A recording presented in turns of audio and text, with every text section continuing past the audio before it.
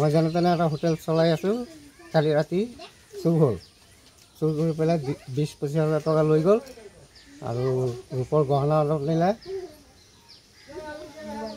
Mobile নিলে।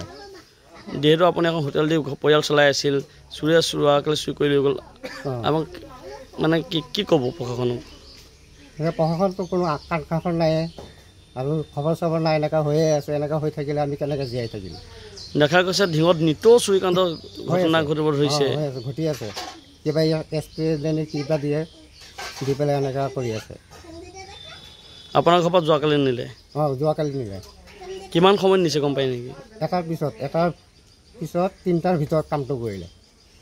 আৰু এইবিলাক বিৰাট চালাক চুৰ হয়, গুপ্তধন ক'ত আছে চব জানে। এতিয়া আপুনি যিহেতু এখন হোটেল দি পৰিয়াল চলাই আছে, আপোনাৰ মূলধন লৈ গুচি গ'ল, এতিয়া হোটেল কেনেকৈ দিব? এতিয়াতো কি কৰিম? এতিয়া চিন্তাত চব পৰি গ'ল। বেকাৰ তাত খুজিম, কোনে দিব? মই জানো তেনে এটা হোটেল চলাই আছোঁ। কালি ৰাতি চুৰ হ'ল। চুৰ কৰি পেলাই 20-25 হাজাৰ টকা লৈ গ'ল আৰু ৰূপৰ গহনা অলপ নিলে, মোবাইল নিলে। যিহেতু আপুনি এখন হোটেল দি পৰিয়াল চলাই আছিল, চুৰে চোৰাকৈ চুৰ কৰি লৈ গ'ল, আমাক মানে কি ক'ব প্ৰশাসনক? প্ৰশাসনটো কোনো আকাংক্ষা নাই আৰু খবৰ চবৰ নাই, এনেকুৱা হৈয়ে আছে। এনেকুৱা হৈ থাকিলে আমি কেনেকৈ জীয়াই থাকিম? দেখা গৈছে ঢিঙত নিতৌ চুৰিকাণ্ড ঘটনা ঘটিব ধৰিছে, ঘটি আছে। কিবা ইয়াৰ এক্সপিৰিয়েঞ্চ কিবা দিয়ে, দি পেলাই এনেকুৱা কৰি আছে। আপোনাৰ ঘৰৰ পৰা যোৱাকালি নিলে?